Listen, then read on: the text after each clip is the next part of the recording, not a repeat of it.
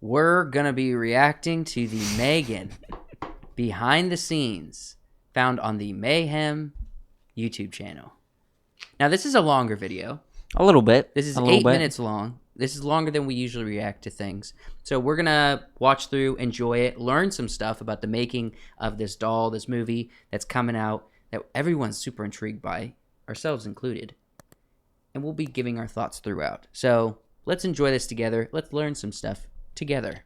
Let's learn. And action. We obviously have known James for a long time since we did Insidious together. And when we get a phone call from James that he has a scary movie, that's already good. But then a scary doll movie. Oh. We were predisposed to like the script before we read it. Kayla did an amazing Whoever's job. doing- I mean, He's saying Michaela. Yeah, that's go. that's the body. The for doll. M3GAN. Yeah. worked with Keep her going. to sort of like crack the story. But so once we had that sort of foundation of the rough layout of the story, she just went off and she had fun with it. I told her, don't hold back, just go as nuts and go as crazy as you can. But just remember to make sure that the human aspect of it, the human relationship within the family dynamic is important. And I think we can have all this crazy, scary thing happen, but the family stuff, the human aspect of it needs to work well for the horror to really play. And one of my favorite Correct. things about the movie is the tone. It's that cool, she's got. the It's like scary, but rubberness, the rubber gloves and stuff to make her skin look fake and doll-esque. Yeah. That's yeah, cool. they definitely do work with the eyes, I think, with the animation, but it Yeah, looks like yeah. everything else is there.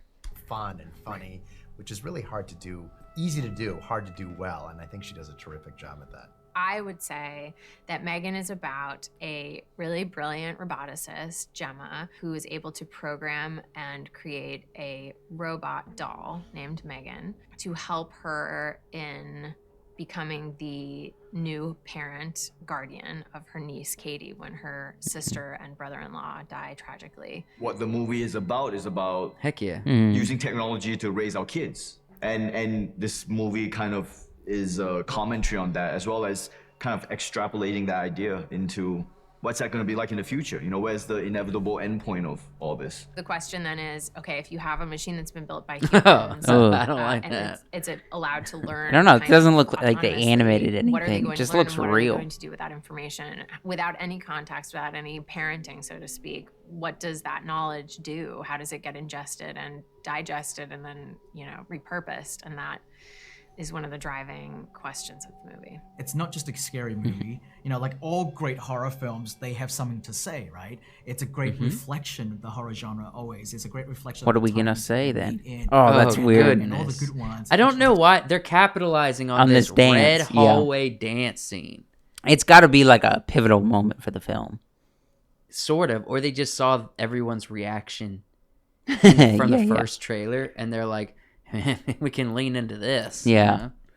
have some kind of social commentary to them, and of course in this film it is about our obsession and our fixation with technology and how we rely on it so much, so constantly, and so here's a movie with a character with this young kid who relies on, builds such a dependent relationship with this artificial doll, and she sees this thing as a real life substitute to the parents that she lost at the start of the film. And it's a great commentary, and I feel like that's another thing that the movie did really well, to kind of talk about all that stuff.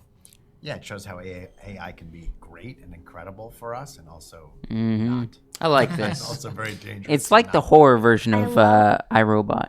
Kind of. A little bit. Kind of. Not, And not as, but this works well with like tackling that concept as well. Yeah. In today's world where everyone's talking about AI, from Elon Musk to us fools. we do be This is a good talking film about that's it. messaging about the good and bad of AI, even if it's fictional. I love that M3GAN was such a fun character to play, and she's really loves Katie, and she loves to do stuff with her. I don't like that she kills people, but it's fun to act when she kills people. It was a new take on a new doll movie, so I just thought it was very interesting, and I was super excited to see how they were going to bring M3GAN alive. We did a lot of tests Here we go. at the beginning to see, try different methods and methodology to try and bring her to life. And it's a combination of just filmmaking tricks and methods to how to kind of bring her to life. One of the great thing about you know, what Gerard did was just treating her like she's a human character, not just a doll, right? Like, and he would photograph her, shoot her with all the sort of personalities that you would shoot with, you know, with all the characteristics of how you would shoot a human actor with. And I think, you know, treating her like she's a real thing helps. I think it's a very iconic look. I think we're going to see a lot of Halloween costumes. Probably.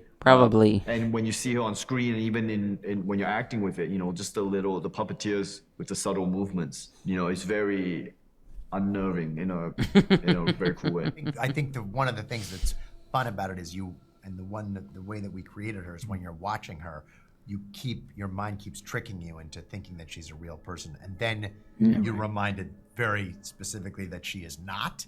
And I think that's one of the fun things of the ride of the whole movie. She was just in a corner of a very dark stage, surrounded by with a prop table next door, and she was just sort of like this, but her eyes were open and her head was up, and she was standing upright, and I just was like, "Ooh, this is so creepy."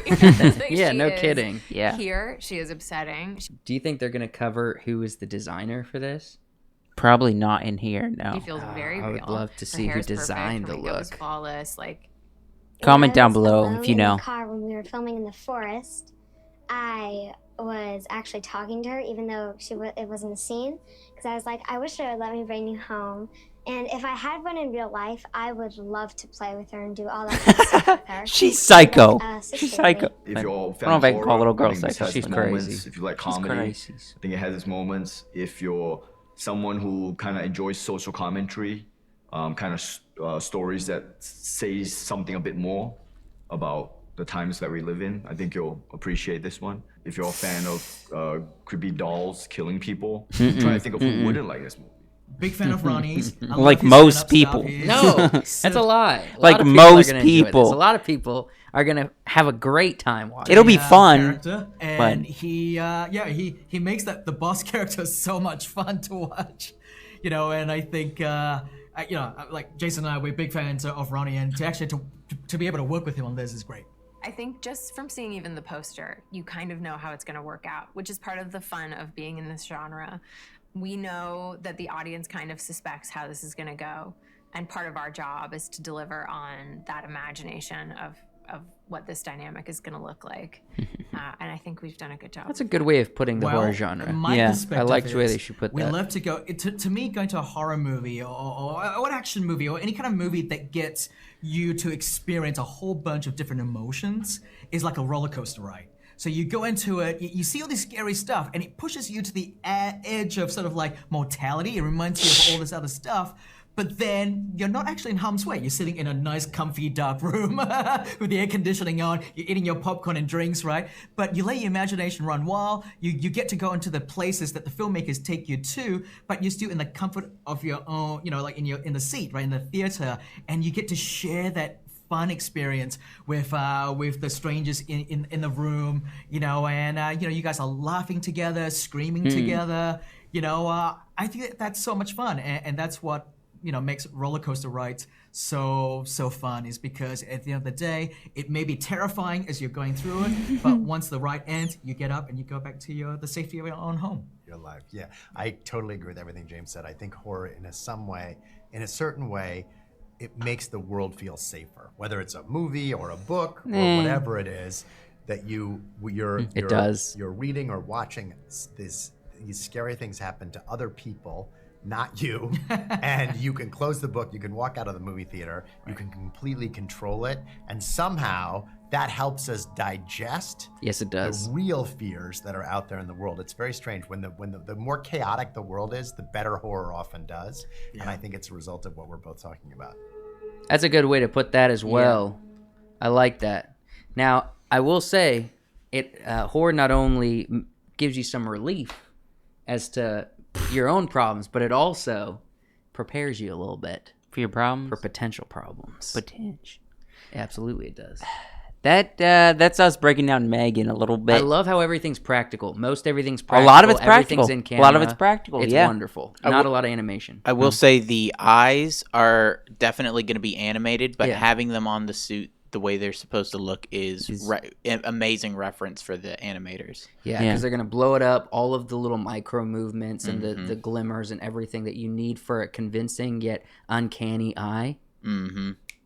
But I'm sure on set it had to have been really creepy. Yeah. Because those eyes weren't moving. Nope.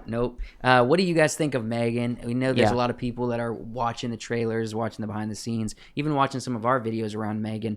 We want to know what all of your thoughts, like, what do you think this might fall in popularity compared to other horror films? You talking The Conjuring? Yeah. Talking the classics like The Exorcist? Or do you think this is going to land more in like the monster genre, kind of monster movies-esque? It has a vibe. Probably not monster, but we have the creepiness of the demon side.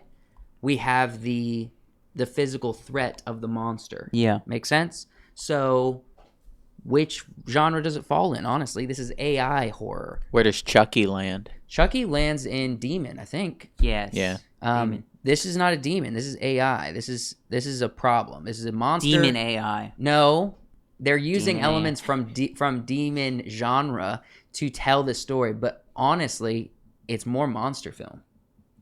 Maybe. It's a collision. Let us know what you think in the comments. Like the video, subscribe to the channel. Thank you so much for watching. We'd love for you to watch another, and all you got to do is click through to the next video.